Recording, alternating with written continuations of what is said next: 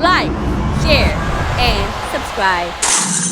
Frankly, I am tired of typing long statuses, so I am going to show y'all in a more pragmatic way, because seeing is believing. Look up that patent number. Super legit. I have been talking about geoengineering, cloud seeding, stratospheric aerosol injections for years. So this is going to tell y'all everything y'all need to know, the science behind it. And also, I'm going to do a different video in regards to more gelins. Grab your popcorn because this is going to be super undeniable. And the science and the research is coming from David Keefe from Harvard.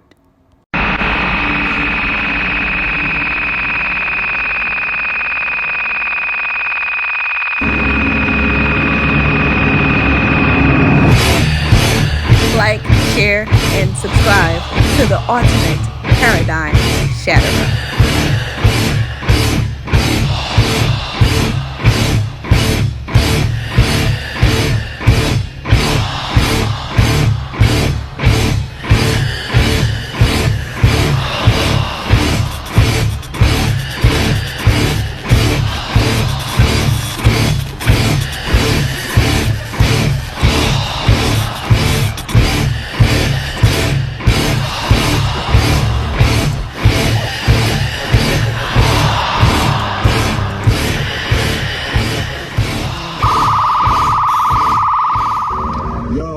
They trying to make a fucking vortex in the sky, bro. Y'all see this shit, bro? Yo, these niggas here really trying to go in, bro. You can't tell me this an aerial show. This ain't no aerial show.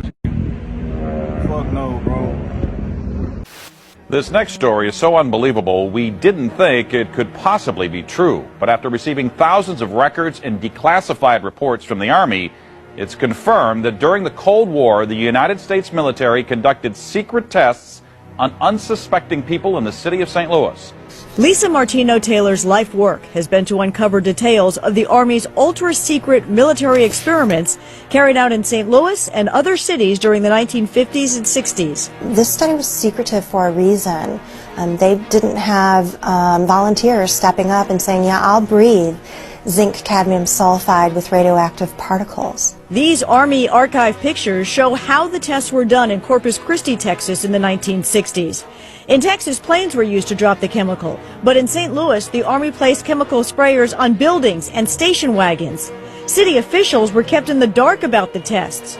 The Cold War cover story was that the Army was testing smoke screens to protect cities from a Russian attack. In different ways in different parts of the world. Absolutely. Essentially, the scientists and technocrats, including myself, I guess, are helping to invent a thermostat knob.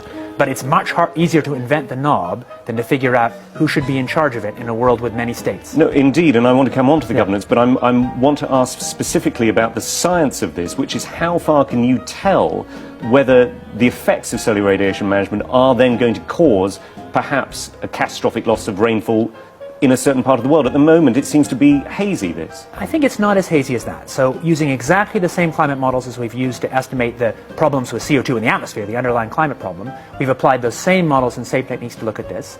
And the results so far, I have to say, look pretty good. That's why we're paying any attention to it. Richard Branson himself, who owns the Virgin Airline Group, was quoted back in 2009 in the New York Times saying, if we could come up with a geoengineering answer to this problem, we could carry on flying our planes and driving our cars.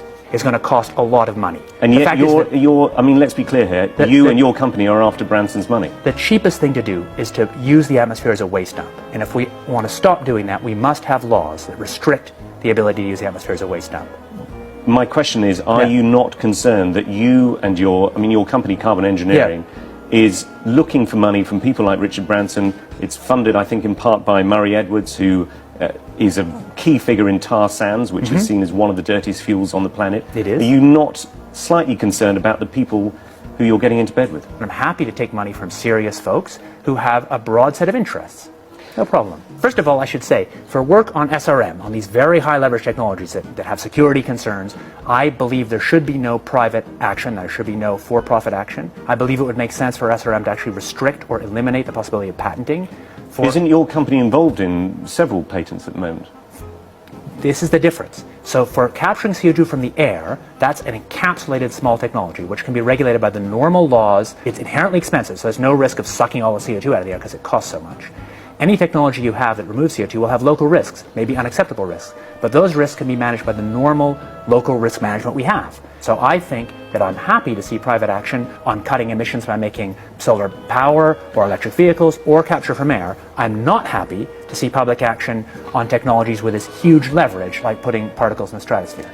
I'll tell you a little bit about some new work we've been doing, thinking about how you actually might put aerosols in the stratosphere. The novel method we've been thinking about, or it's not novel at all, it's actually exactly what happens from aircraft contrails, is that we put a condensable, a few megatons a year of sulfur would be enough to produce sort of 4 watts per square meter radial forcing directly out of the back of an aircraft. There's a huge literature in the nanofabrication world about making fine particles from low vapor pressure gas, and there's nothing very hard in terms of aircraft engineering. If you go to aircraft engineers and we've done this, they say that would be easy, we could do this if you wanted us to. We've mostly thought about sulfur, and there's a lot of good reasons to think about sulfur, because sulfur's what nature does, at least in this version of the model. It says if you put sulfur in continuously, you actually get a remarkably ineffective result. Nevertheless, there might be some good reasons to think about alumina. The big deal really is that alumina has 4 times the volumetric rate as sulfur, but roughly 16 times less the coagulation rate. So you could get away, we think, with much smaller mass flow. The little picture is from a nanofabrication study,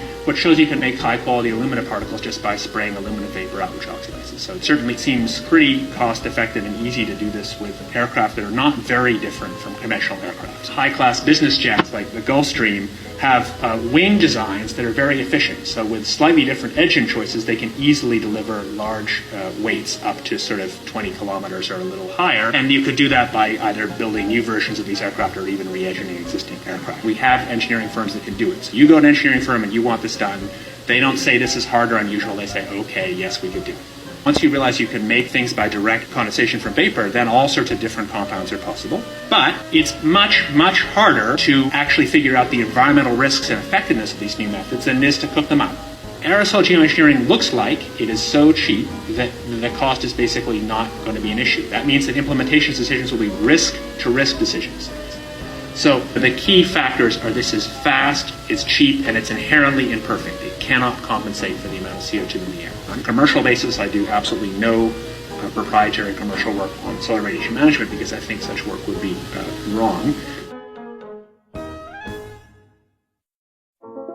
Solar geoengineering refers to a set of technologies that could allow humanity to deliberately increase the planet's reflectivity, and so partially offsetting the temperature changes and other climate changes that come from the accumulation of carbon dioxide. Solar geoengineering can be very inexpensive. The cost might be something like $10 billion for the whole planet. That sounds like a lot of money each year, but in fact, it's amazing how we can affect the planet. The one thing about this is it gives us extraordinary leverage.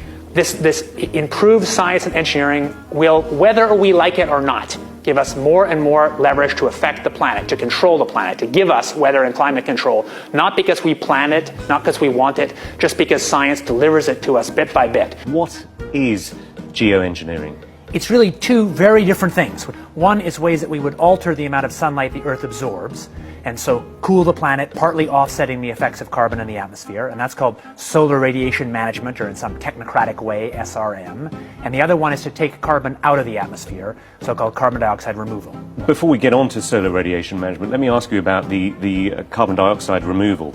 A Royal Society report here in the United Kingdom back in 2009 said that no method of carbon dioxide removal has yet been demonstrated to be effective at an affordable cost with acceptable environmental impacts, and they only work to reduce temperatures over very long timescales. I think that's exactly right, and I can say that both as an author of that report and as somebody running a startup company trying to capture CO2 from the air. Before we get into the pros and cons of it, how solar radiation management might work. Conceptually, it's simple. The doing it is not the hard part, but you could use aircraft or other methods to deliver literally tons or millions of tons of very small reflective aerosols, tiny particles, say, to the upper atmosphere. Spraying them out at a high altitude. Correct. Isn't one of the problems with the climate and studying the climate is that it's incredibly difficult to know exactly how it works. It is very difficult to model. Sure, it's impossible to know exactly, but you can still learn a lot. So we actually ran a survey almost a year ago now that took data, high quality data, from 1,000 people in the UK, Canada, and the US to try and understand public support for research on these technologies and what kind of political leanings influence people's decision to be for or against. And in fact, we found pretty broad support for research. But that particular opinion survey that you're talking about, it also came up with the finding that 64% of subjects agree that humans should not be manipulating nature in the way suggested by solar radiation management. Exactly.